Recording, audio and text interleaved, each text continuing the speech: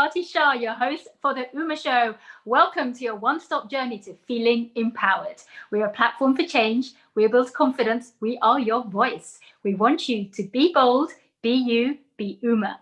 Today, we are exploring women changing society. And I'm so excited to be joined by a goddess of go-getting, Seema Kumar, who is Global Head, Office of Innovation, Global Health and Scientific Engagement at Johnson & Johnson. And she's also the founder of Sema. So welcome, Seema. It's so great to see you. Good to see you, Rita. It's lovely to see you. Absolutely. So I want to hear all about yourself. You grew up in India. You were taught about the importance of STEM education from an early age by your father. Tell us a bit about your upbringing and your academic journey. Thank you. Yes, I grew up in India, and that was a long time ago. And my father was a scientist, and my mother is a storyteller and loved the arts. And so, as I grew up, I began to learn and love and respect science because my father was a scientist. He wanted me to be a scientist as well, and he thought science was a way to improve your lot and your status in life. And so I began to be a scientist, but I also began to look at the stories of women all around me, women in India. And I looked at their status and I felt like, that is an area where we need to do a lot of work. I began writing about it. And as I began writing about it, that became my hobby. And later on, my profession combined the two. Right. I love that. I love that. Yes, it's wonderful because at the end of the day, storytelling is a way to engage hearts and soul, and science is a way to engage the brain. And when you get the heart and soul and the brain all together, then I think you really engage someone, and their full selves. And that's what it's all about. Absolutely. It's like that magic formula, isn't it? Where you combine your passions together. So that's wonderful. So Seema, you actually have a Master's of Arts in Science Journalism from the University of Maryland. How did you go from studying science journalism to your current role as Global Head, Office of Innovation, Global Health and Scientific Engagement at J&J? Thank you, Rita. So yes, as I mentioned to you, I had two loves. One was for writing and journalism. Yeah. The other love was for science.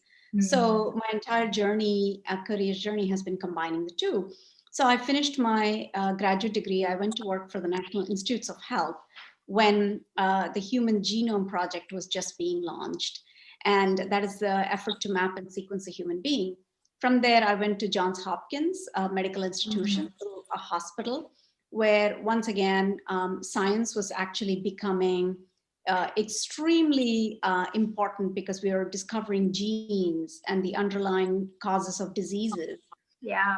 Then from there, I went to National Institutes of Health, where I worked to really, again, take all of the science, so my knowledge of science and the importance of all of the incredible progress we were making in science, and then communicate that to people and also within the National Institutes of Health. So I launched something called the NIH Catalyst there, which was a publication to really talk about science and issues in science. And then from there, I went to MIT, to the Massachusetts Institute of Technology and their big biology institute called the Whitehead Institute. And then once again, I began to get engaged in the Human Genome Project. And I was at the White House when President Clinton and Prime Minister Tony Blair from London announced basically the sequence of the human being. And that was in the year 2000. And the day after that, we all thought that very quickly after the human genome was sequenced, that we would all be solving diseases left, right, and center and finding, treatments for diseases. But as it turns out, it is a long way from finding a gene or a molecule to finding a medicine that actually you can take as a pill. And so A recruiter reached out to me, asked if I would come do the same thing that I've been doing for a pharmaceutical company. I said, which company is it? And they asked me to take a guess, and I kept on guessing. I gave up finally after the 15th guess, and I said, okay, I give up. Which company is it? And they said Johnson and Johnson. And I said, Johnson and Johnson, come on, that's not a pharmaceutical company. That's a company that makes, baby shampoo. And, it's a mother and baby company and Band-Aids. And they said, well, that's the reason why we need you, because we need the world to know that Johnson and Johnson is a scientific powerhouse. So that's how I joined Johnson and Johnson. Wow. And within J&J, first I worked in the pharmaceutical business. Then I launched the innovation centers and J Labs, then Global Public Health Organization, and so on and such forth. And now I am yet again in a new role in this newly created Office of Innovation, Global Health and Scientific Engagement, working to really drive engagement in public health in the COVID crisis that we're going through as a world. But also communicate about our vaccine, but to do that in a way that is not about science, but it's about public health and engaging the public and bringing them along on the journey. What a journey. And, it really goes to show, Seema, how it's almost like sometimes you don't plan for things. These paths, your interest, your passion, it's almost one thing leads to another. So that journey is amazing. So thank you so much for sharing that with us. So Seema, you've always been a champion for not only STEM and global health, but also a big supporter for mentoring women. Why do you think it's important to mentor women in particular? Women represent 50% of the world's population, maybe even more. And yet women have never had the equal opportunity or the equal chance to make an impact like men have had. And this has been through centuries and decades of subjugation of, roles of women that have been traditional and, never really questioned. And I think that through years of subjugation, whenever there is a population that is marginalized for centuries, it takes a lot to get out of that and, feel empowered. So I think empowering women is important for those reasons, to ensure that they have the equal opportunity, they have a voice, and that they know that they have a voice. And equal pay, equal rights, equal voice, and it can be whoever they want to be. And that's the reason why it's important. No, absolutely. And that's so well said. Because you're right, without somebody having that role model there for them, it's almost hard to actually see what you can be. And there's that phrase, isn't there, Seema, that, if you can't see it, you can't be it. So I think that is exactly what you're creating. So I really, really love that. So my next question really is, as a senior woman in leadership, what do you see as the main challenges facing women, specifically in leadership, breaking through that glass ceiling? I think the challenges continue to be that of, the equal pay, equal rights, equal opportunity. Those are the challenges. So I think there's a few ways to tackle that, right? One is to ensure that there are some table stakes.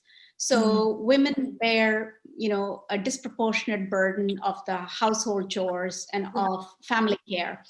And what that means is that, when they are at work, they need the flexibility, the flexible work hours, the flexible opportunity to have childcare, to be able to take care of and balance their, different duties, or to have somebody else help them in those different duties. So those are table stakes that one must have. So, but beyond that, in leadership positions, to be able to give opportunity to women in leadership is another area where I think that there is still a little bit of reluctance, partly because women may or may not show up in the same way that men show up. What do I mean by that? It's always said that a male might look at a job description and say, I can do 80% of this, so I'm ready. a woman may look at a job description and look and say, oh, I can only do 80% of it, so I'm not qualified. So it's those sorts of things that still we need to make sure that we have champions. Yep. We need to make sure that we have mentorship. We also need to have a supportive environment.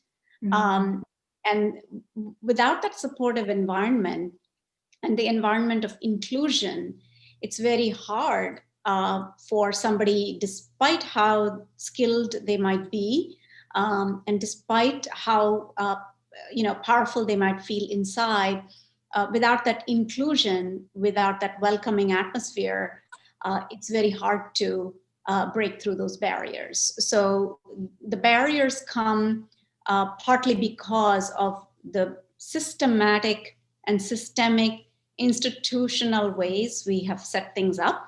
So it's going to take some time, and we have to keep working on it.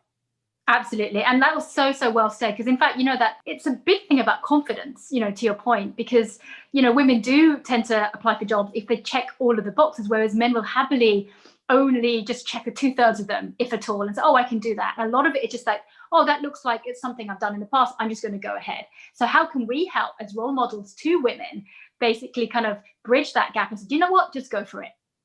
And I love that sort of motto behind exactly the work you're doing. Can you share for us a personal challenge that you might have faced, specifically as women of color, and perhaps how you overcame it? Yeah, that's a great question. Personally, I feel that, I have not come up against something that I have not been able to solve. So one thing I also would urge us all as women to do is to not submit ourselves to a victim mentality. Yeah. I know that if you're able to use your voice, if you're able to make the case, that you can make a difference. And why was I able to do that? I think it's because of the mentorship and the championship I've always had. So, and many of those champions and many of those mentors that I've had have been men, because there were not that many women before.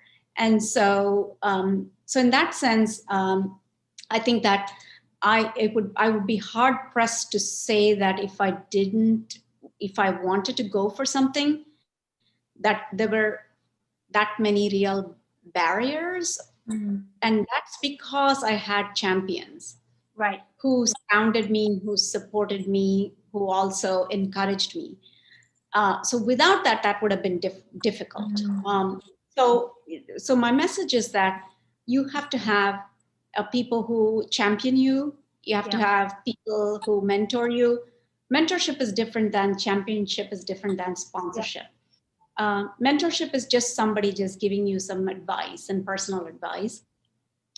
Championship is somebody who is, championing your cause.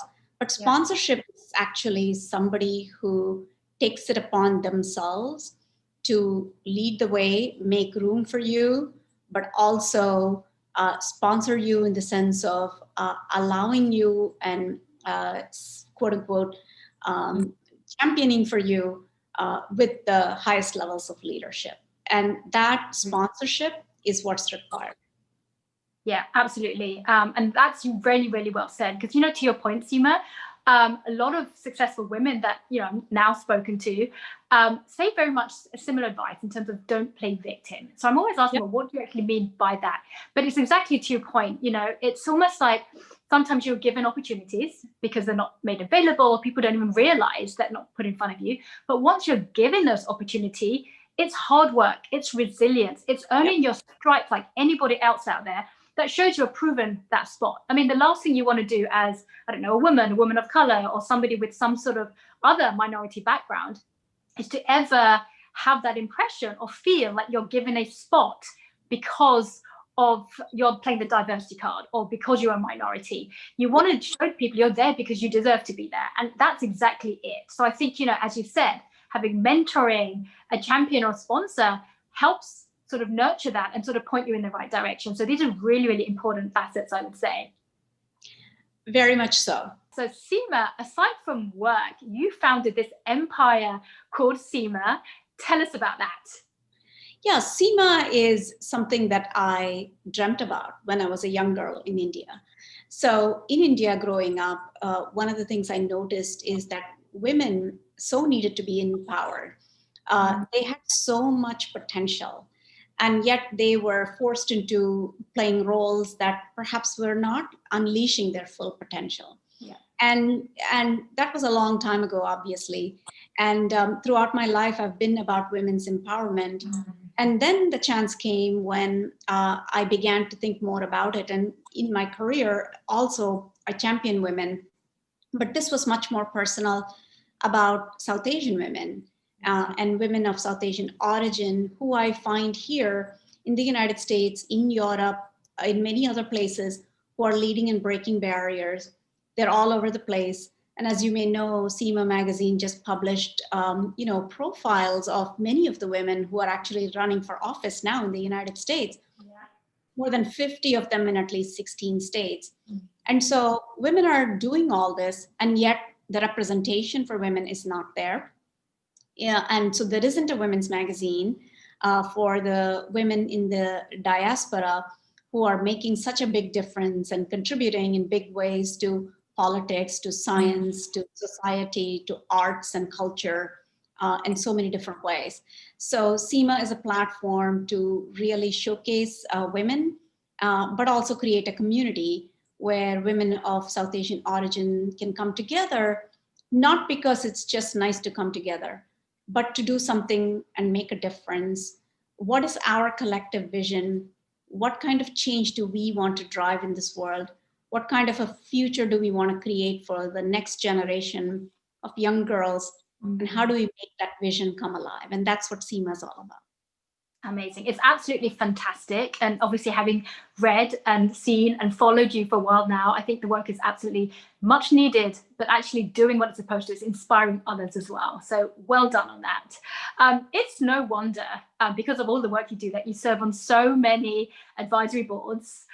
You have authored hundreds of articles on science, medicine, and women's empowerment, and you've won several awards, including from the American Medical Writers Association, plus 3 gold medals for media relations, science education, and digital communication. I mean, congratulations. How do you fit everything in? You know, when your passion drives you and when you want to make a difference, the adrenaline pumps in, you just get going.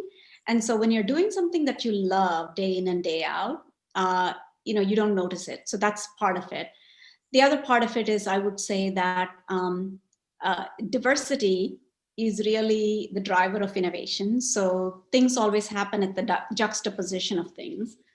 Finally, I always love to take time to enjoy the small things in life. They are actually the big things in life, whether it's family, whether it's gardening, whether it's cooking, whether it's reading, traveling. Those are all things that actually nurture your soul. So while the career is important for nurturing your mind and your spirit, you need to nurture your soul as well as your body. Yeah. And so I think doing that and then doing good. And my family, they keep me also very centered, and my friends keep me centered. So that's what inspires me. Oh, I love that. You found your tribe and you want to stick by that. I love that. Speaking of your family, you currently live in New Jersey with your husband and your college-aged son. He's 21. Tell us a little bit about, what you do as a family to relax. Oh, we used to travel a lot. We went out for dinners a lot, hang out by the pool in the summers. We go out together. All of that, of course, has changed with COVID, but it's nice in a different way, in the sense that my son is here working from or doing school, doing his college course from home. My husband is working from home. I'm working from home. And it's one of those times that we as a family have had. We've never had this before. Time to be together in the house 4 hours a day. And sometimes it can get a little bit nerve-wracking to be all on top of each other. But actually, that's few and far between, because I traveled a lot for my business. My husband traveled a lot, and my son was away in college. We all kind of were ships passing through the night. We always found time to travel together, to be together. But now this is like 24/7. And so it's lovely actually to have that. So there are some silver linings, I will say, with COVID. Absolutely. Yeah, no, absolutely. And thank you for sharing that. Before we let you go, what tips would you share with any young women watching this show today who would love to sort of make the most of their futures? Well, be yourself, follow your passions, and never give up, because your dreams will come true. And if you have a dream, and if you put in the hard work and you follow the passion, it will come true. I love that. Beautiful words to end on. Thank you so much, Seema, for sharing your tremendous journey with us today. Seema Kumar, Global Head, Office of Innovation, Global Health and Scientific Engagement at Johnson & Johnson and founder of Sema. And thank you to our viewers for joining us on this empowerment journey today. We want you all to embrace that inner goddess of go-getting. We want you to be bold, be you, be Uma.